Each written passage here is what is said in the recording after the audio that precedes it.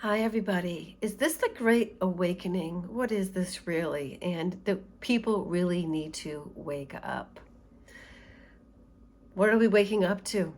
Hmm? So, once upon a time, I was a teenager and I started waking up. And I woke up while I was asleep and having a dream. And the dream was prophetic, meaning it was a dream in which I was told things by a being. And there's been two very, very, very vivid dreams in which an entity, not a human, spoke to me, and I wasn't in the least bit afraid. This ain't my first rodeo.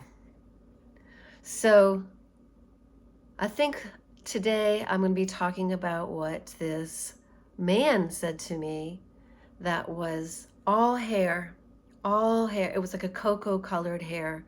It wasn't black. It wasn't blonde. It wasn't the color of a gorilla. It wasn't the color of a chimpanzee. It was a different variations of brown, and it didn't look like a teddy bear or Chewbacca or the Sasquatch people are called a different name, but this was unlike anything I'd ever seen. Most importantly, the message.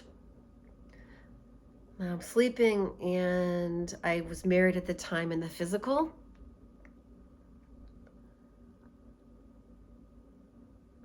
And the man that was made had all hair. He didn't have skin, it was all hair. Just like a cat. And he said, man and woman are one. They do the same thing.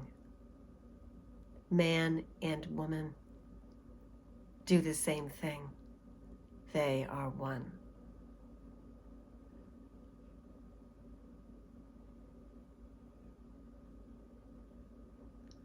Now, why do we have this really strange, weird divide? Well, it goes back, way back, way back, way back, way back, way back, way back, because men want to act like feminism is a new thing, and it's toxic and terrible for society because it breaks up families. And little do they know that the whole idea of a woman enslaved to a man in his occupation and not having her own ability to earn an income to determine her own fate. Because if she gets a bad man, her life's in hell. Not all men on this planet are good. There are so many that are assholes. So, it looks good on paper. All she has to do is be a woman and loving and raise the kids. And what does he do? He wags his tail and he dips his wick with every trick he has. And corporate America will make sure he has plenty of opportunity because they love sending them on business trips with women. If you look at the television programming back in the days of Bewitched and I Dream of Jeannie, the theme oftentimes of episodes was a woman trying to seduce the married man in a working situation, and the wife or the Dream of Jeannie, whatever, dealing with it in her way. And they're like the perfect women that you would never cheat on. Cheat. We all know men don't cheat if a woman's perfect, that in fact they'll cheat on her because he's insecure. He cheats to show that he is controlled, not because she's not good enough. Women don't know that. They don't cheat on you because you're not good enough or sexy enough or don't turn them on enough or give them enough. They have sex with other women because they want to have power and control. It has nothing to do with you. Nothing. Nothing. So men and women are one. They do the same thing. Men and women do the same thing. They are one. How many people in a relationship don't? A couple that stays together, plays together.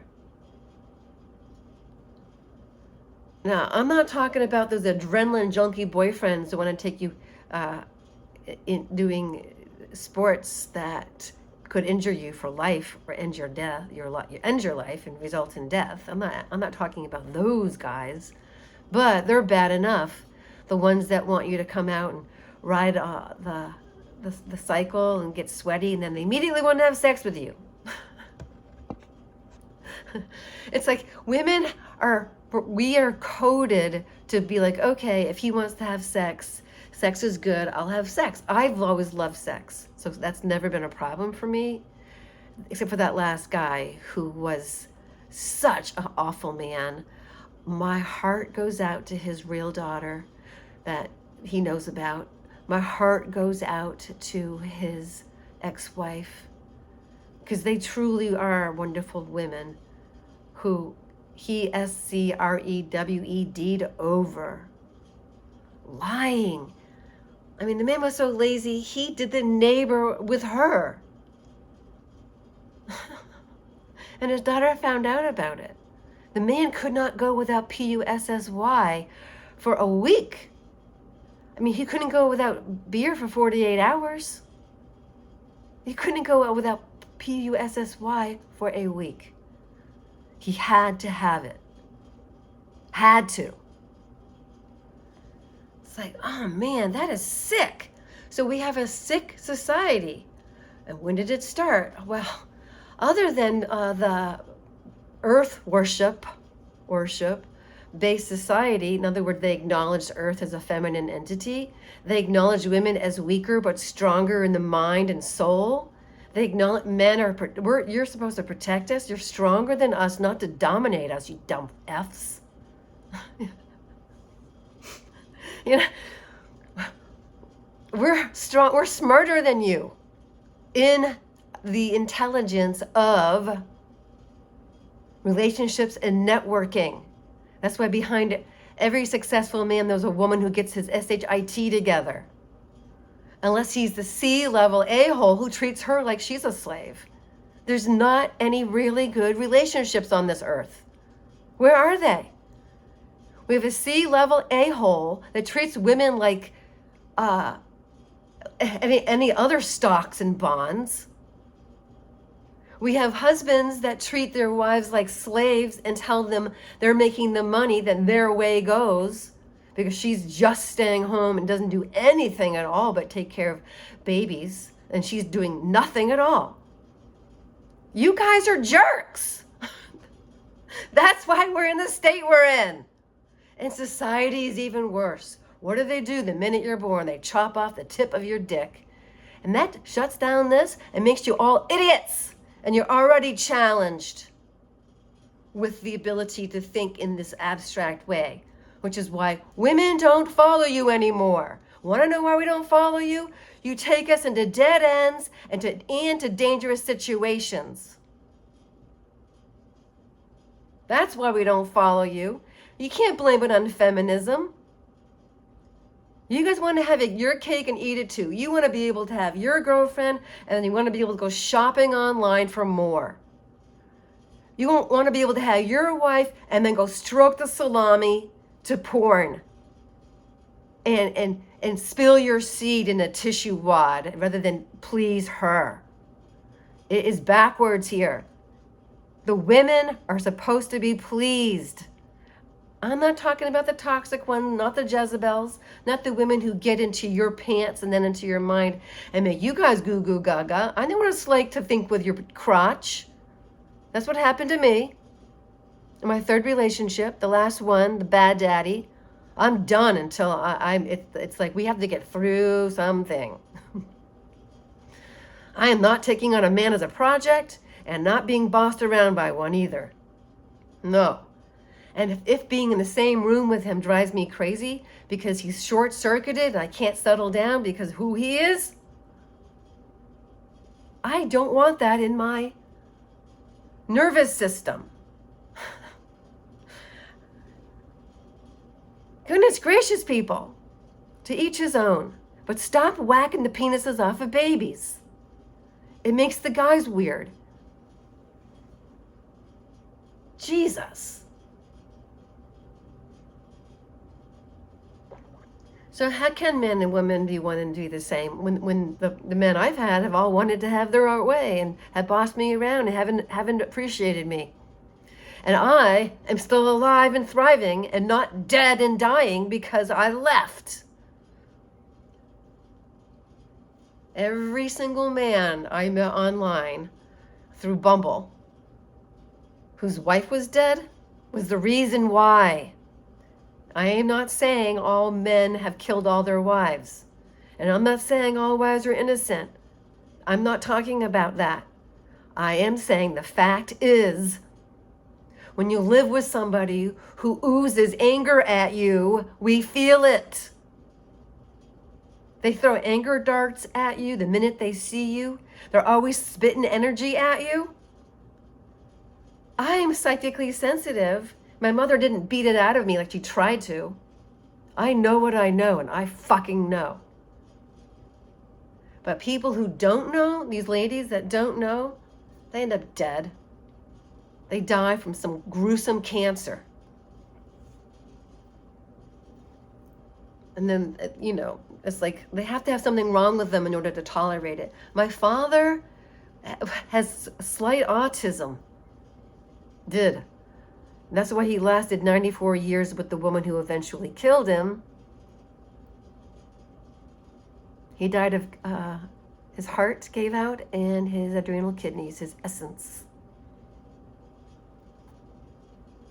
Oh, and I have something to say about having a narcissistic mother. Apparently I chose it, and she did a really good job, but she did a little too good of a job, and yeah, I did way better overcoming that bull crap and manipulation that she did giving it to me. So there, I turned it around. And that's what you do on this planet Earth. You turn it around. You turn the situation that you find yourself around. Now, I may sound like I'm an angry white bitch, but I'm not. I'm actually a very happy person. But when I'm online, I have a personality, okay? I have things I talk about. And then I also have a lot I got through and grief and stuff when it came to recovering from having an entire childhood and lifestyle because of partner choices of narcissistic abuse. So I know a thing or two.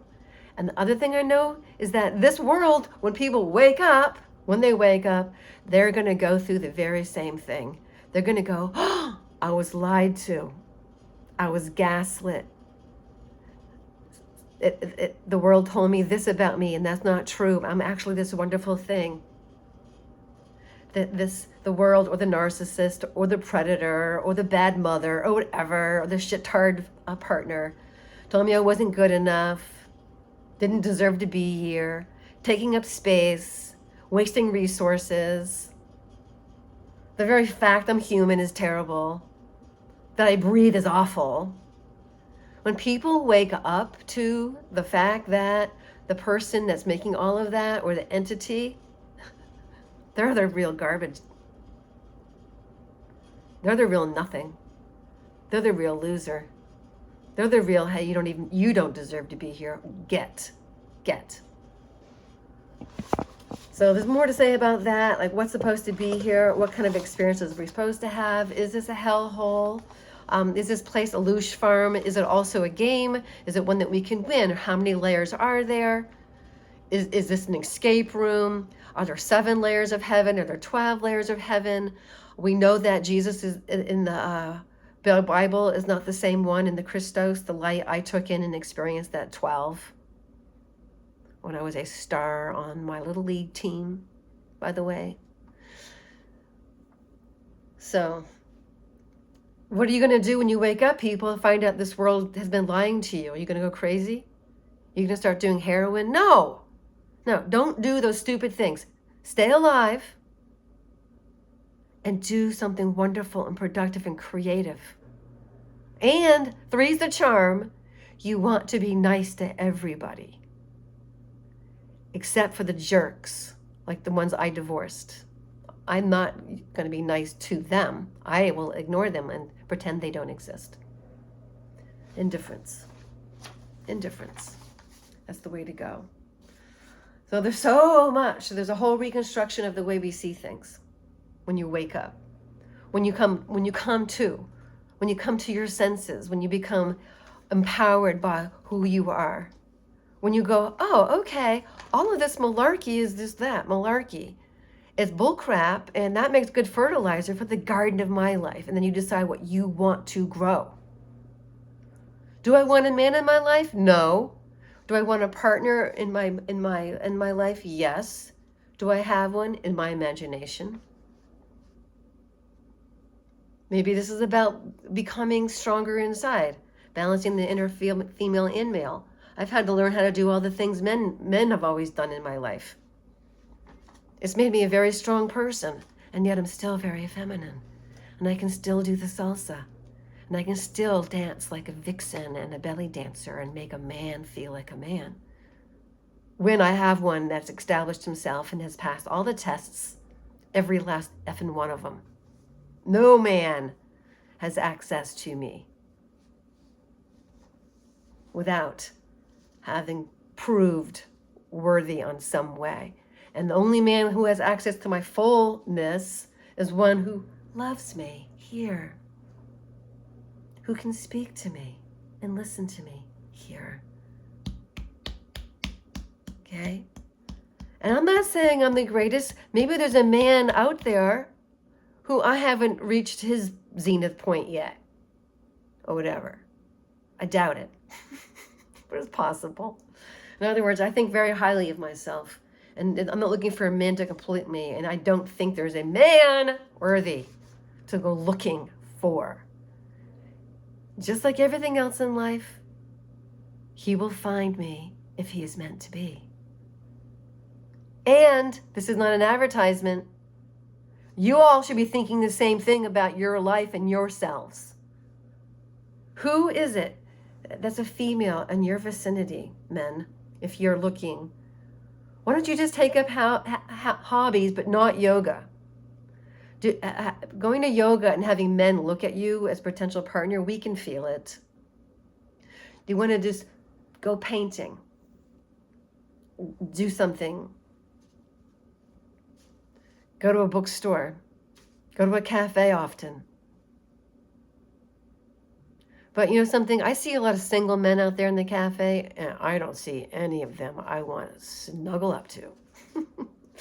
I'm sure they feel the same way about me. So anyway, notice to the predators and the narcissists of the world. We're on to you. At least the awake ones are. And the ones that aren't awake, there's your loosh. I'm done being a supplier. So, awakening. What have you awakened to? Are you awake? Awake to what?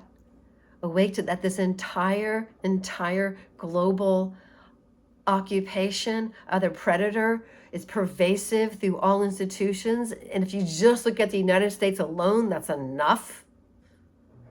Because I'm assuming it's everywhere, but if just having it here is enough.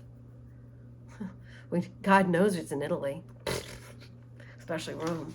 I mean, the real God, not the intended one, you know, the creator, the one that our mother goddess planet apparently acted on her own, so he has to come rescue her.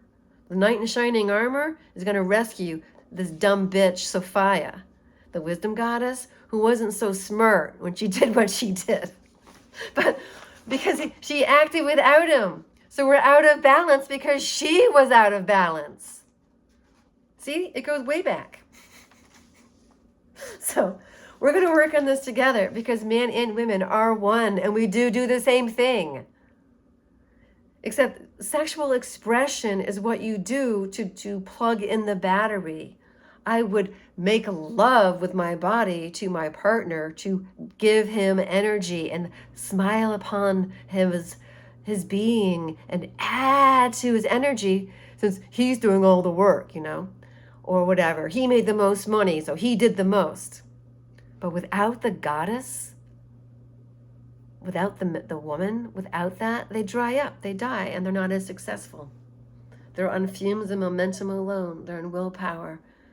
and they're on whatever their skills and abilities are. A man can be successful without a woman, but every single C level FUCKs them a lot. They don't get to that level without SEX, baby. Okay? That's what makes the world go round, which is why it's been perverted. And nobody should put anything up anybody's a-hole, not even your little finger. Okay, I'm not into that. And that's STUPID. That's gross. So, all right, that's it for today. We'll talk about what kind of things you're waking up to. Here's a good one. Just dominating your space. Today we talked about waking up. We talked about what are you waking up to? What is going on with the male-female relationship? Is feminism to blame? Hey, but what happened when society really messed women's lives up and the men were really terrible to them? And they screwed them over and left them high and dry without a way to live, and off they'd go. All I can say is Betty Broderick took revenge. And she recently passed, and may she R.I.P. Because frankly, I'm not saying anybody should kill anybody, but having survived that last bad daddy who was the biggest mind FUCK, other than the second one, who also was, but he couldn't FUCK my body as much, so it was easier for me not to be so attached. That's the weakness of women, is if the man is really good in bed, she's not going to make the decisions that she makes about him will not be very good ones. If he's a cad, she won't see it. That's why don't do any of that SEX stuff. You shouldn't have sex at these levels that some women are able to get to with their partners without them really committing to you. And now I see that, but it was because of my high level, my high appetite, and who I am with my Kundalini. That's what made me susceptible. I now know my weakness. I guard it. I guard my sexuality with my life. I dominate my own space. I have access to me. And you do too, and you're privy. So be looking at me over on Patreon soon. If I have it, there'll be a link below. I'll figure out how to eventually work this YouTube stuff. But because I'm not monetized, I don't really do much on it. But in the comments below, just write down something. Like, what are you waking up to? Do you expect people to wake up? I don't. What are they going to wake up to? At what level? I mean, if they really were to take a look at it, just start with the school system. Just look at the school system's curriculum and how it's changed since 1945. And that is your clue.